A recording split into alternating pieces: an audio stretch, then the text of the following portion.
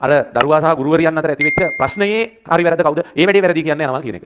ඒක පුතේ වැරදිද හරිද කියලා කියන්න කිසිම අවශ්‍යතාවයක් නැහැ නේ. ඒ වැඩේ ඔයාලා අපි හැමෝටම තේරෙන විදිහට පුතේ ඒ වැඩේ වැරදිනේ. නමුත් මම මෙතනින් එහාට පුතේ මේ කතා කරන්න යන්නේ පුංචි කාරණාවක් ගැන මේ සමාජ මාධ්‍යවලදී මේ අපේ කට්ටිය ඔයාලා හැසිරෙන විදිය. හරිද? අනේ මම දන්නේ පුතේ මම දැක්කා සමහර අය සමහර වෙලාවට ආතල් එකකට වෙන්න පුළුවන්. සමහර අය සමහර වෙලාවට තමන්ගේ සෝෂල් මීඩියා වල රීච් එක හදා ගන්න වෙන්න පුළුවන්. මීම්ස් හදලා එක එක දේවල් කරලා අර සිද්ධිය සම්බන්ධව. පොඩ්ඩක් පුතේ ප්‍රායෝගිකව උඹලා මෙහෙම හිතහල්ලා දැන් ඔය වැඩේ ඇත්තටම වුණේ හරි ඔයාගේ ගෙදර කාට හරි කියලා හිතන්නකෝ. ඔය ගුරුවරියන්ට ඔය කියන දරුවට හරි දෙමව්පියෝ නැද්ද? දැන් හිතන්න මේ ගුරුවරියන්ගේ දරුවෝ ඉන්නවා නම් හරි එයාලගේ ස්වාමි පුරුෂයෝ ඉන්නවා නම් මේ වෙද්දි පුතේ කොච්චර මානසික පීඩනයක් ඇද්ද? හරි පුතේ ඔය ගුරුවරියෝ හරි ඒ දරුවා හරි කොච්චර මානසික පීඩනයකින් මේ වෙද්දි ඇද්ද? පුතේ මොකද ලංකාවේ බලන හැමෝම එකම දෙයක් වෙනුවෙන් පුතේ සෝෂල් මීඩියා වල මේ විදිහට වැඩ කරනවා. සරලව මම ඔයාලට මේ කතාව කියන්නම්කෝ. අපි අර ඒ කාලේ මෙහෙම කිව්ව නේද අපි අර ගම්බද අහලා තියෙනවනේ කැලෑපත්‍ර ගහනවා කියලා. ඇත්තම කතාව. දැන් මේ වෙලා තියෙන පුතේ ඩිජිටල් මේ ඉරයිකෙත් අර කැලෑපත්‍ර ගහන නොදියුණු සමාජයක් තමයි පුතේ මේකේ තියෙන්නේ. ඇත්තම කතාව මම ඔයාලට කියන්නේ පුතේ ඔයාලට ওই වීඩියෝ හොයාගෙන බලන්න ඕනේද නැද්ද කියන එක ඒක ඔයාගේ කැමැත්තක්. හරි ඒක ඔයා තීරණය කරන්න වරුණ බලනවද ඒක නැද්ද කියන එක. හැබැයි මං කියන්නේ පුතේ ඔයා මෙන්න මේ පෞකාර වැඩේට හවුල් වෙන්න එපා. මේ පෞකාර වැඩේ තමයි මොකද්ද? ඔයා හින්දා මේ වීඩියෝ එක තව කෙනෙකුට හරි බලන්න සලස්වන්න එපා. තව කෙනෙකුට ෂෙයා කරන්න යන්න එපා. ඒ ගැන හරි ඒ ගැන යාළගේ රූප දාලා මෙහෙමයි කියලා දාලා හරි එයාලව අපහසුතාවයට පත් කරන්න එපා පුතේ. ඒක හෙන්නම මානසික පීඩනයක්. ඔයා හිතන්න ඔයාගේ ගෙදර කෙනෙකුට ඔහොම වුණා කියලා. හිතන්නකෝ ඔයාගේ ගෙදර හරි අම්මා තාත්තා සහෝදරයා සහෝදරිය එහෙම නැත්නම් ළඟම ඥාතියේ ගෙදර ඉන්න කෙනෙක් හින්දා ඔහොම දෙයක් වුණා. හරි වෙන එකක් නෙමෙයි සරලව හිතහල්ලා පුතේ මෙහෙම දෙයක්.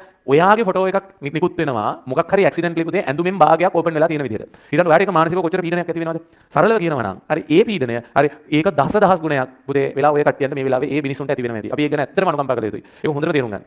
මම දන්නවා මම දැක්කා මේ වගේ පෝස්ට් මිනිස්සු අනුකම්පා කරන මේ පෝස්ට් එහෙම දාලා තිබ්බා. ඒකට අපේ සමහරම කට්ටිය හරි ඒකටත් දාලා තිබ්බා හෙනම කැත කතාවක්. හරි මොකද මේ මිනිස්සු කරපු වැඩේ අශීලාචාර නම් අශිෂ්ට නම් අපි ඒකට දෙන රිටර්න් එකත් අශිෂ්ට වෙන්න ඕනේ. එහෙම නැත්නම් අපි මේ මිනිස්සුන්ට දඬුවම් දෙන්න ඕනේ කියන කතාව. මම නම් පුතේ පැහැදිලිව කියන්නේ හරි වැඩේ කැතයි කියලා ඒකට දෙන රිටර්න් එක කැත වෙන්න ඕනේ නෑ. ඒකට දෙන රිප්ලයි එක කැත වෙන්න ඕනේ. එහෙම වුණාම මේ සමාජය හෙනම චාටර් වෙනවා. ඇත්තම කතාව. හරි වැඩේ කැත වැඩක් නේ. ඒ කැත වැඩේ එයාලා ඒක දැන් ආදීනව ලබාගෙන ඉවරයිනේ පුතේ.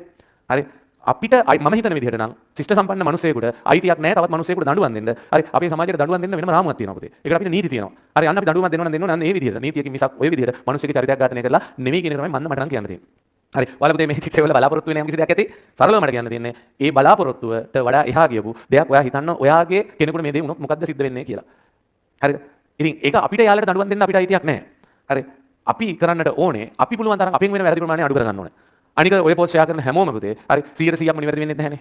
ඉතින් මට සරලව කියන්න තියෙන්නේ හරි ආයේ මේ විදිහට චිත්ත වෙන්න එපා. හරි ඒ දේවල් එහෙම ආයේ අදින් පස්සේ මම හිතනවා මේ මගේ මේ කතාව අහන ඔයාලා කවදාකවත් මෙතනින් එහාට මේ වගේ දෙයක් ෂෙයා කරන්න නැති වෙයි. හරි දැනටමත් ඔයාගේ සෝෂල් මීඩියා වල ඒක ෂෙයා කරලා තියෙනවා නම් හරි ඒක අයින් කළා දාන්න. හරි ඒක හාස්‍ය නිසා අපි මේ කරන්නේ. ඔක ලොකුවට හිතන්න එපා කියලා වාර සමහරට කියන්න පුළුවන්. හැබැයි පුතේ ඒ හාස්‍ය ඒ මිනිස්යාගේ පැත්තෙන් හිතන්න. හරි ඔය දේවල් කොයි විදිහට කොයි පැත්තෙන් කවර් ඉවර වෙලා යයිද කියන එක මට හිතා ගන්න බෑ. සරලවම කියනවා නම් මම දැනුවත්ව හරි වෛද්‍යවරු දෙපළක්. හරි අපිට වඩා ටිකක් සීනියර්. එයාලා පුතේ මේ වෙඩින් එක දවසේදී ඒ කියන්නේ හනිමුන් එකේදී හරි මම දන්නේ ඒ ආශ්‍රිතව මොකක් හරි ඒ වීඩියෝස් එකක් ක්ලික් කළා. උන්ට ලංකාවේ ජීවත් වෙලා ඉන්න හැකියාව හම්බුනේ නැහැ. හරි උන්ට පසුව විදේශගත වෙන්න ගියා. හැබැයි පුතේ ලංකාවේ තමයි ඔය තත්ත්වය ඔය විදිහට ලොකුට තියෙන්නේ. ඉතින් ඒක නිසා මම ඔයාලට කියන්නේ ආයි ලොකුට මේකට වෙලාව ගන්න ඕනේ නැහැ. එතන රිප්ලයි එක කැත වෙන්න ඕනේ. එහෙම වුණාම මේ සමාජය එහෙනම චාටර් වෙනවා. ඇත්තම කතාව. හරි වැඩේ කැත වැඩක් නේ. ඒ කැත වැඩේ එයාලා ඒක දැන් ආදීනව ලබාගෙන ඉවරයිනේ පුතේ. එක පැත්තකින් පාසලක ප්‍රධාන ශිෂ්‍ය නායකයෙක් අනිත් පැත්තෙන් ගුරුවරියන් 4 දෙනෙක්. මතු පිටින් බලනකොට පේන්නේ හරිම අර සරල අපකීර්තිමත් කතාවක් වගේ. ඒක ඇත්ත. ඒත් අපි මේ ගැන තියෙන මූලාශ්‍ර ටිකක් ගැඹුරට බලද්දි අපිට පේනවා මේක ඊට වඩා ගොඩක් සංකීර්ණයි කියලා. හරියටම මුදල් බලය තරුණකමේ නොමේරුකම සහ ඩිජිටල් යුගයේ අනුකම්පා විරහිත බව. මේ ඔක්කොම එකට පැටලිච්ච ජාලයක්. ඉතින් අද අපි උත්සාහ කරමු මේ ගැටේ ටිකක් ලිහලා බලන්න. ඔව් මේක හරියට අයිස් කන්දක් වගේ අපිට මතු පිටින් පේන්නේ පොඩි කොටසක් විතරයි. ඒත් යටින් තියෙන කතාව ඊට වඩා ගොඩක් ලොකුයි. ඒක ඇතුලේ පුද්ගලික ඛේදාවාචක තියෙනවා, සමාජයේ කුහකකම් තියෙනවා, තාක්ෂණයේ භයානක පැත්ත. මේ හැමදේම තියෙනවා. එහෙනම් අපි පැත්තක් නොගෙන අපිට ලැබිලා තියෙන තොරතුරු මතින් ඉඳන් මේක විග්‍රහ කරමු. හොඳයි. හරි. එහෙනම් අපි මුලින්ම පටන් ගමු මේ සිද්ධියේ ප්‍රධාන චරිත කවුද කියන තැනින්. අපේ මූලාශ්‍ර වලට අනුව මේක වෙන්නේ කොළඹ නාලන්ද විද්‍යාලයේ. සම්බන්ධ වෙන්නේ 2025 2026 වර්ෂය සඳහා පත් වුණු ප්‍රධාන ශිෂ්‍ය නායකයා. වයස අවුරුදු 19ක තරුණයෙක් මූලාශ්‍රවල විස්තර කරන විදිහට නම් උස කඩවසම් පෙනුමක් තියෙන කෙනෙක්. සහ ඒ පාසලේම සේවය කරන විවාහක ගුරුවරියන් 4 දෙනෙක්. 4 දෙනෙක්. ඔව්. මේ අතර ජපන් භාෂාවේ ඉතිහාසය වගේ විෂයන් උගන්වන අයත් ඉන්නවා කියන කියවෙනවා. ඉතින් සිදුවීම තමයි මේ අය අතරේ රාත්‍රී කාලයේ වීඩියෝ ඇමතුම් හරහා සිදුවුණු ලිංගිකමය ස්වභාවයේ සම්බන්ධතාව. හැබැයි මේක අහම්බෙන් වෙච්ච දෙයක් වගේ පේන්නේ නැහැ. ඒ කියන්නේ මේකේ යම් සැලසුම් සහගත බවක් තියෙනවා. ඒක තරක සඳහන් වෙනවා ශිෂ්‍යයා එක් ගුරුවරියකට කෝල් කරන කලින් අහනවා හස්බන්ඩ් ගෙදරද කියලා. හරි. අය නැහැ කිව්වට පස්සේ තමයි ඇමතුම ගන්න. ඒ වගේම තවත් දෙයක් තියෙනවා. මොකද? තවත් අවස්ථාවක එක් ගුරුවරියක් අහනවා මේව වීඩියෝ වෙනවද කියලා. එතකොට ඔහු කියනවා නෑ කියලා. එතන තමයි මේ මුළු කතාවේම කේන්ද්‍රීයම සහ කනගාටුදායකම කොටස තියෙන්නේ. ඇයි ඒ? මොකද ඔහු නෑ කිව්වට ඔහු මේ හැමදේම ස්ක්‍රීන් රෙකෝඩ් කරලා. හරියටම. මෙන්න මෙතන තමයි කතාවේ මනෝවිද්‍යාත්මක පැතිකඩ මතුවෙන්නේ. මූලාශ්‍රවලට අනුව ශිෂ්‍යයා මේක ස්ක්‍රීන් රෙකෝඩ් කරලා තියෙන්නේ බ්ලැක්මේල් කරන්නවත් මුදල් හොයන්නවත් නෙවෙයි. එහෙනම් මොකටද? ඒක තනිකරම තමන්ගේ මිතුරන් අතර පොරක් වෙන්න. තමන්ගේ ජයග්‍රහණය ප්‍රදර්ශනය කරන්න තිබුණු අවශ්‍යතාවය. ඒ කියන්නේ ඒ තරුණ වයසේ තියෙන නොමේරු ආත්මාර්ථකාමීත්වය තමයි මේ මුළු විනාශයටම මුල පුරන්නේ. ඒත් ඒක පුදුමයි නේද? අවුරුදු 19ක තරුණයෙක්ට Taman කරන දේක ප්‍රතිවිපාක ගැන කිසිම අවබෝධයක් නැහැ කියන එක. මූලාශ්‍රවල කෙලින්ම ඔහුගේ පෞල් පසුබිම ගැන ලොකු විස්තරයක් නෑ. හැබැයි ඔහු ධනවත් පවුලක කෙනෙක් බවට ප්‍රබල ඉගි තියෙනවා. ඒක බලපන්න නැති. සමහර විට ඒ වරප්‍රසාදලත් පසුබිම නිසා තමන් කරන දේට වග කියන්න වෙන්නේ නැහැ කියන හැඟීමක් ඔහුට තියෙන්නේ නැති. මම මාර වැඩක් කරා බලපල්ලා වගේ දෙයක් යාළුවන්ට පෙන්නන්න. හරියටම ඒ උවමනාව අනිත් අයට වෙන්න පුළුවන් හානිය ගැන හිතන වට වඩා ප්‍රබල වෙලා. ඒක තමයි මේ වයසේ තියෙන භයානකකම. ඒතර මේක එළියට එන්නේ කොහොමද? බාහිර කෙනෙක් හැක් කරලවද්ද? නෑ ඒක තමයි කතාවේ තියෙන කනගාටුදායකම දේ. මේක බාහිර පාර්ශවයකින් වෙච්ච දෙයක් නෙමෙයි. ශිෂ්‍යයා අතින්මද? ඕ ශිෂ්‍යයා විසින්ම තමන්ගේ කීර්තිය පතුරවා ගන්න මේ වීඩියෝ මිතුරන් එක බෙදා ගන්නවා. මම අහවලා එක වැඩේ කරා. එයා විතරක් නෙවෙයි මෙයා එක්කත් කරා වගේ දේවල් කියලා කියනවා කියලාත් මූලාශ්‍රවල තියෙනවා. ඊට පස්සේ ඉතින් පාලනය කරන්න බෑ. බෑ ඒ මිතුරෙක් අතින් සමහර විට ශිෂ්‍ය නායක මණ්ඩලයේම කෙනෙක් අතින් මේවා සමාජ මාධ්‍යට යනවා. හරි. දැන් අපි කතාවේ අනිත් පැත්තට හැරමු. ගුරුවරියන්. ඔවුන්ගේ චේතනාව මොකද්ද? මූලාශ්‍ර කිහිපයක්ම එකම කාරණයක් ඉස්මතු කරනවා. ඒ තමයි මුදල්. ඔව් මේක මුදල් මත පදනම් වෙච්ච ගනුදෙනුවක් කියන චෝදනාව ප්‍රබලවම තියෙනවා. කොයි වගේද ඒ චෝදනාව? ඒක මූලාශ්‍රයක බොහොම නිශ්චිතවම කියවෙනවා ගුරුවරයන් නිර්වත් කරවීම සඳහා ශිෂ්‍යයා නිශ්චිත මුදලක් ගෙවූ බවට කතාවක් පැතිරෙනවා කියලා. ඒකද මේක හුදු සම්බන්ධතාවක් නෙවෙයි එක්තරා විදිහක ගනුදෙනුවක්. ඒ අදහස තමයි එතනින් ගම්‍ය වෙන්නේ. හැබැයි ඒකට විරුද්ධ මතයකුත් තියෙනවා නේද? එක විග්‍රහයකදී මේ මුදල් චෝදනාව ප්‍රශ්න කරනවා. ඔව් ඒකත් වැදගත්. ඒ විග්‍රහයේදී පෙන්වා දෙනවා වර්තමානයේ ගුරුවරයෙක්ගේ වැටුප රුපියල් ලක්ෂයක්ම වන අවස්ථා තියෙනවා කියලා. ඉතින් ඔවුන් හුදෙක් මුදල් වෙනුවෙන් මෙවැනි අවදානමක් ගත්තද කියන එක සැකසහිතයි කියලා මේ මූලාශ්‍රය තර්ක කරනවා. එහෙනම් ගුරු වැටුප විතරක්ම මේකට හේතුවක් නොවෙන්න පුළුවන් නේද? සමහර විට විවාහ ජීවිතයේ තියෙන ඒකාකාරී බව, මානසික පීඩනය. නැත්නම් තහනම් සම්බන්ධතා වලින් ලබන උත්තේජනීය වගේ දේවල්. ඔව් ඒ වගේ දේවල් ගැන විග්‍රහ වෙන්නේ නැද්ද? මූලාශ්‍රය ගැන කිලින්ම කතා කරන්නේ නැහැ. නමුත් ඒ ඉඩ තියෙනවා.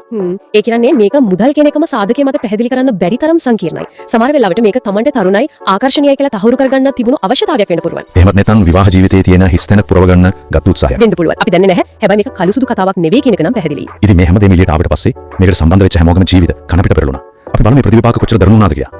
ශිෂ්‍යයාට මොකද උනේ? ක්ෂණිකවම ඔහුගේ ප්‍රධාන ශිෂ්‍ය නායක පදවිය ඉවත් කරලා. එච්චරද? නෑ එක මූලාශ්‍රයකට අනුව සම්පූර්ණ ශිෂ්‍ය නායක මණ්ඩලයම විසිරුවා හැරලා. ඒ කියන්නේ එක පුද්ගලයෙක් වරදින් මුළු පද්ධතියම කඩා වැටිලා. ගුරුවරයන්ට ඔවුන්ට එරෙහිව නීතිමය පියවර අරගෙන තියෙන බවට තමයි වාර්තා වෙන්නේ. හැබැයි මොකද? නීතිමය ප්‍රතිවිපාක වලට වඩා ඔවුන්ට මුහුණ දෙන්න වෙන සමාජීය ප්‍රතිවිපාක තමයි දරුණුම. පාසල් මට්ටමේ ප්‍රතිචාරත් හරිම තඩයි නේද? විශේෂයෙන්ම පාසලේ අනිත් සිසුන්. ඔව් ඒක හරිම සිත් ගන්නසුලුයි. පාසලේ අනිකුත් සිසුන් යයි කියවෙන පිරිසක් නිවේදනයක් නිකුත් කරලා තියෙනවා. මොකද ඒක කියවෙන්නේ? ඔවුන් චෝදනා කරනවා මේ ශිෂ්‍ය නායකයා නාලන්දා මාතාවට අගෞරව කර පාසලේ කීර්ති නාමයට හානි කළා කියලා. ඒ කියන්නේ ඔවුන්ගේ ප්‍රධානම ප්‍රශ්නේ වෙලා තියෙන්නේ සදාචාරයේ කඩවීමකට වඩා පාසලේ කීර්ති නාමය. හරියටම. ඔවුන් විදුහල්පතිවරයාගෙන් ඉල්ලන්නේ ඔහුට එරෙහිව දැඩි පියවර ගන්න කියලා. එහෙම නොකළොත් අධ්‍යාපන දෙපාර්තමේන්තුවට පැමිණිලි කරනවා කියලා තර්ජනය කරලා තියෙනවා. ඒකෙන් පේන්නේ ආයතනික ලැබියාව පුද්ගලික සදාචාරයේ ඉක්මවා යන හැටි. ඔව්. ඔවුන්ට වැදගත් වෙන්නේ පුද්ගලයා නෙවෙයි ආයතනයේ ප්‍රතිරූපය. චෝදනාවට ලක් වුණ ගුරුවරයන්ගේ පැත්තෙන් ප්‍රතිචාරයක් තියෙනවද? තියෙනවා.